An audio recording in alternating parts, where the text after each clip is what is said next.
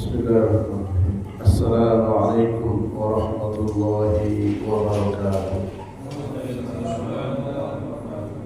Innal hamdalillah nahmaduhu wa nasta'inuhu wa nastahdi wa nastaghfiruh wa natubu ilayhi wa na'udzu billahi min shururi anfusina wa min sayyiati a'malina.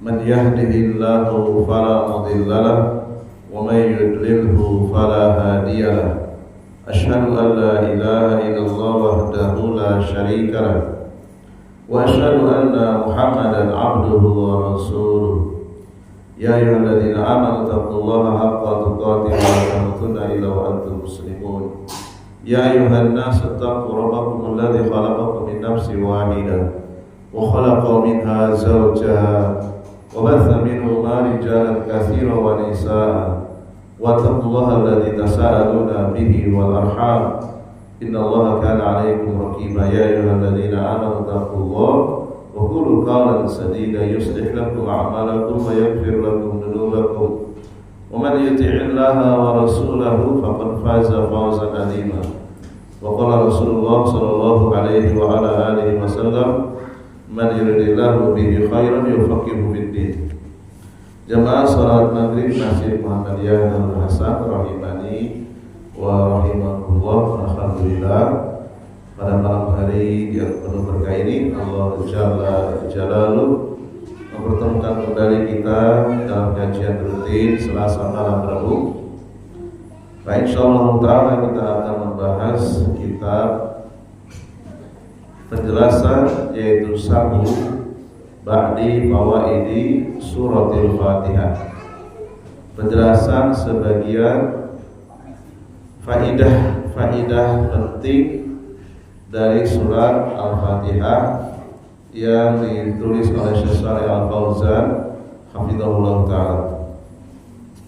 Dan semoga Allah SWT pada malam hari ini menurunkan ilmunya kepada kita sehingga kita bisa mengamalkannya dan menjadikan bekal untuk menghadapinya kelak. Salawat serta salam semoga tercurah limpahkan kepada kiai terbaik kita, guru terbaik kita Nabi besar Muhammad SAW, kepada para istri beliau, keluarga beliau, segenap sahabat beliau dan umatnya yang istiqomah mengikuti manhaj tata cara beragama beliau ila yaumil qiyamah sampai hari kiamat. Melanjutkan di pertemuan yang lalu, qala al-mu'allifu hafizahullah ta'ala wa fiha ar-raddu ala tawafi'i hadhihi ummati allati ishtaqat an tariqil haq. Kalau kita merenungkan setiap arti, setiap makna yang ada dalam surat Al-Fatihah, di dalamnya itu penuh dengan nasihat kepada saudara-saudara kita yang mungkin saja menyimpang dari jalan kebenaran. Di antara mereka ada kelompok Jahmiyah, Mu'tazilah, Asy'ariyah, alladzina dhallu fi babil qada'i wal qadari, yang punya kesalahan di dalam masalah qada dan qadar, di dalam masalah takdir. Ya, dan ini butuh pembahasan khusus. Wa raddu ala nafati sifat, dan juga nasihat kepada saudara-saudara kita yang masih memiliki kesalahan, sebagian menolak sifat-sifat Allah. Wal mu'attilatu alladzina attalu al-asma wa sifat, atau disebut dengan kelompok mu'attilah, yaitu menolak nama dan sifat Allah dari sisi arti, ya. Min jahmiyatin wa mu'tazilatin wa asy'ariyatin wa maturidiyatin wa ghairihim, baik dari kelompok Jahmiyah, Mu'tazilah, Asy'ariyah, Maturidiyah dan lain sebagainya. Kullu man nafa sifati aw nafa syai'an minha, semua kelompok yang memiliki penyimpangan, yaitu menolak nama-nama dan sifat-sifat Allah Subhanahu wa taala, baik itu banyak maupun satu sifat. Wa hadhihi suratu taruddu alaihim. Jadi surat Al-Fatihah ini di dalamnya penuh dengan nasihat untuk mereka yang menyimpang. Wa fiha isbatul ba'si. Di dalam surat Al-Fatihah juga terdapat penetapan adanya hari kebangkitan, yaitu pada ayat Malik Yaumiddin. Malik, penguasa yang menguasai, Yaumiddin. Wa Yaumiddin, arti Yaumiddin di sini maknanya adalah Yaumul Hisab, hari penghitungan. Jadi makna ad-din di dalam Al-Quran itu bermacam-macam makna. Ad-din yang pertama agama, ya agama. Ad-dinu an-nasihat, agama itu nasihat. Maksudnya adalah agama Islam. Ad-din yang kedua maknanya adalah amal ibadah. Ad-din yang kedua maknanya ibadah. Makna yang ketiga yaitu yaumul hisab. Li'anna dina huna ma'nahu al-hisabu wa yaumuddin wa yaumul qiyamah. Atau dengan kata yang lain, yaumuddin di sini maknanya adalah hari kiamat. Sumya yaumuddin, dinamakan dengan yaumuddin, alasannya adalah li'anna Allaha yuhasibu ibadahu wa yuzazihim ala a'malihim. Karena pada hari tersebut Allah Subhanahu wa taala akan menghitung dengan sangat teliti. Ketelitiannya tak terhingga, ya. Kalau kita kalkulator menghitung di belakang koma maksimal berapa? 1 dibagi 11 misalnya, atau 1 dibagi 3, 3,33333 itu kan ada batasnya itu. Bisa 10 digit, 11 digit. Ya, kalau kita matematika itu 1 dibagi 3, 0, ya, 0,3333 ke belakang. Gak ada ujungnya itu. Tapi kalkulator kita ada batasnya.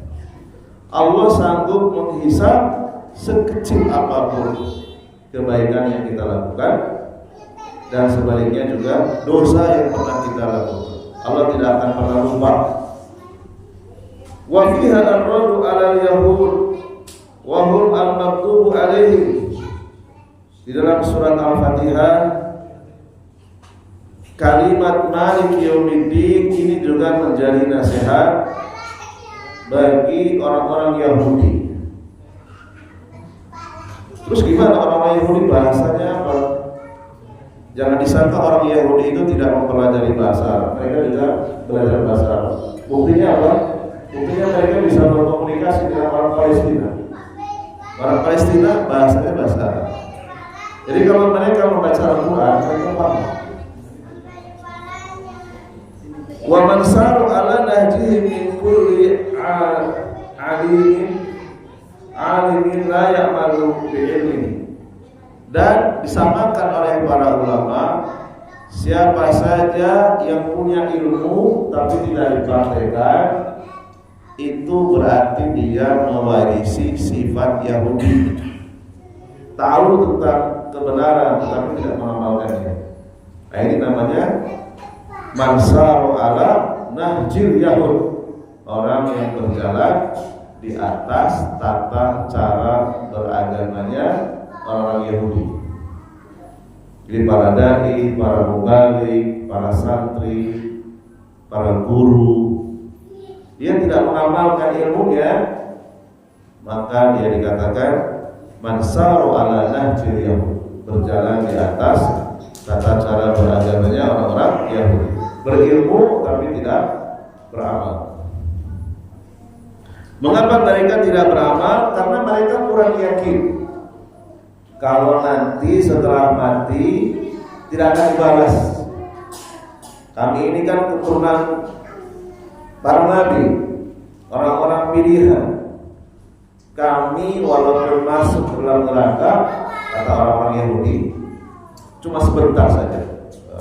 Mereka kepedean, sehingga mereka santai saja.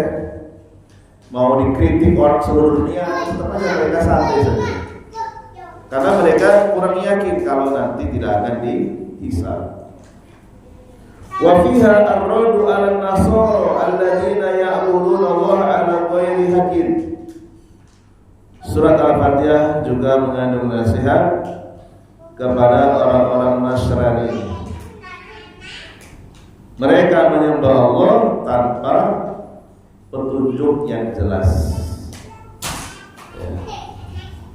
Mereka asal beramal saja, tidak memperhitungkan, tidak merenungkan, tidak mempelajari apakah yang mereka lakukan ini sesuai dengan petunjuk Rasulnya atau tidak. Padahal nanti siapa saja yang beramal tidak sesuai dengan petunjuk Rasulnya, amalannya tidak akan dihisab, tidak dianggap sebagai suatu amalan. Bahkan para ulama mengatakan orang yang beribadah tidak sesuai dengan petunjuk Rasulnya, sesungguhnya dia tidak sedang melakukan ibadah, tapi dia sedang bermaksiat. Beberapa hari yang lalu saya sampaikan di Masjid Al-Muqdisi pembahasan tentang Syarhu Al-Qawaidil Arba. Di situ disebutkan siapa saja orang yang beribadah tidak mengikuti petunjuk Rasulullah SAW atau mengikuti petunjuk Rasulnya, maka dia pada hakikatnya tidak sedang beribadah, tetapi sedang melakukan maksiat. Dia beribadah tidak sesuai dengan syariat yang Allah turunkan. Fafiha ar-raddu 'ala kulli mubtadi'in ya'budullaha bighairi dalilin minan nasara wa ghairihim. Jadi surat Al-Fatihah ini juga mengandung nasihat kepada setiap orang yang beribadah tidak sesuai dengan sunnah Rasul, mubtadi', menyembah Allah tanpa dalil. Mereka lah orang-orang Nasrani dan yang serupa dengan mereka. Di anna dhalla huwa alladhi ya'budullaha 'ala ghairi hadin. Yang dikatakan orang yang sesat itu adalah orang yang rajin, tekun beribadah kepada Allah tanpa tuntunan syariat, tanpa petunjuk Nabi, tanpa contoh dari Nabi. Fan-nasara wal mubtadi'atu wal khurafiyuna, orang-orang Nasrani, orang-orang mubtadi'ah, para pelaku bid'ah, orang-orang yang melakukan khurafat, keyakinan yang sama sekali tidak ada petunjuknya dari Alkitab dan Sunnah. Kulluhum yadkhuluna tahta dhallina. Mereka semua, kata para ulama, termasuk orang-orang yang dhalin, orang-orang yang menyimpang. Li'annahum ya'budullaha bil bid'ah wal muhdatsati wal khurafati. Mereka menyembah Allah dengan kebid'ahan dan khurafat. Allati ma anzalallahu biha min sultan. Yang sama sekali Allah tidak menurunkan petunjuk tersebut. Dia beribadah bukan dengan petunjuk Allah SWT. Kama anna fiha ar-raddu 'ala ulama'i dhalal alladziina yuharrifuna al-kalima an mawadi'i. Surat Al-Fatihah juga di dalamnya terkandung nasihat bagi ulama dhalal. Jadi ulama itu juga berbeda-beda jemaah sekalian. Ada ulama rabbani, ulama yang mengajak kepada petunjuk Rasulullah. Tapi ada juga ulama yang mengajak bukan kepada petunjuk Rasulullah, namanya ulama uddolan. Di antaranya ulama-ulama dari sekte Syiah Rafidhah.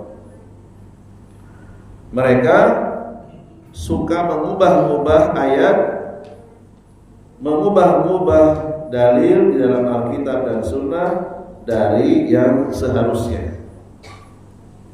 Mereka menerjemahkan khatamun nabiyyin bukan maknanya penutup para nabi, tetapi cincin para nabi. Ya, diselewengkan maknanya, diubah maknanya, sehingga mereka yakin masih ada lagi nabi setelah Nabi Muhammad. Mereka menerjemahkan khatamun, itu maknanya apa? Cincin, bukan penutup. Ya. Itu namanya yuharrifuna kalima an mawadihi wa ya'maluna bi ahwahim. Orang-orang yang beribadah tidak sesuai dengan tuntunan Nabi, tidak sesuai dengan petunjuk Nabi. Kalau tidak sesuai dengan petunjuk Nabi, maka sama saja mereka beribadah bi ahwahihim, beribadah dengan hawa nafsu. Jadi dalam beribadah itu cuma ada dua, mau sesuai dengan petunjuk Nabi atau tidak. Kalau tidak sesuai dengan petunjuk Nabi, berarti itu adalah hawa nafsu, walaupun dibungkus dengan nama-nama yang kelihatannya nama-nama Islami. Ya. Wa yuharrifuna nususa, mereka mengubah-ubah ayat. Wa yu'awwilunaha ala ghairi muradillah, mereka menafsirkan tidak sesuai dengan yang dimaksud oleh Allah Subhanahu wa taala. Litatawaffaqu ala ahwahim, mereka menerjemahkan ayat, menerjemahkan hadis, tidak dikembalikan kepada Rasulullah, tidak dikembalikan kepada 4 khalifah, tidak dikembalikan kepada 10 orang sahabat yang dijamin masuk surga, tidak dikembalikan kepada sekian ratus ribu para sahabat ketika mereka menerima ayat maupun hadis. Mereka menafsirkan menyelisihi orang-orang yang dijamin masuk surga, berarti mereka menafsirkan sesuai dengan hawa nafsunya. Wa fi muqaddimati haula'i, dan yang pertama kali suka mengubah Alkitab, terutama Taurat, demikian juga Injil dan kitab-kitab sebelumnya. Siapa mereka? Yaitu al-Yahud, orang-orang yang Yahudi. Makanya Umar bin Khattab radhiyallahu anhu ketika buka Taurat ketahuan oleh Rasulullah langsung mengatakan, "Afis sakin, apakah engkau masih ragu ya Ibnul Khattab terhadap apa yang aku bawa, terhadap Al-Qur'an yang aku bawa? Alam ati baydo nakiyah, bukankah aku membawa Al-Qur'an dalam keadaan putih, bersih, murni, tidak ada campuran, tidak ada tambahan, tidak ada pengurangan?" Lalu Umar bin Khattab menutup Taurat, nggak jadi buka-buka lagi. Karena Taurat yang sekarang itu sudah dirubah-ubah. Jadi kita tidak ada urusan dengan kitab selain Al-Quran, kecuali ada tujuan untuk meluruskan kesalahpahaman mereka terhadap Islam. Orang-orang yang hafal Quran, hafal tafsirnya, kemudian dia membongkar, mempelajari kitab-kitab selain Al-Quran, tujuannya untuk meluruskan kesalahpahaman mereka tentang Isa Al-Masih, tentang Uzair. Orang-orang Nasrani berkeyakinan Isa Al-Masih adalah Ibnullah, putra Allah. Demikian juga orang-orang Yahudi, mereka punya keyakinan Uzair Ibnullah, Uzair itu anaknya Allah. Kama anna fi muqaddimatil mubtadi'ati an-nasara, kata para ulama, yang pertama kali beribadah tanpa petunjuk Rasulnya adalah Nasara. Jadi mubtadi yang pertama adalah Nasara, orang-orang Nasrani. Wa lihada yaqulu ba'du salaf, sebagian para sahabat, sebagian para tabi'in, mereka mengatakan man dhalla min ulama'ina fa fihi sibhun minal yahud. Apabila di antara kita ada orang-orang alim, orang-orang berilmu tapi menyimpang, berarti orang-orang tersebut menyerupai siapa?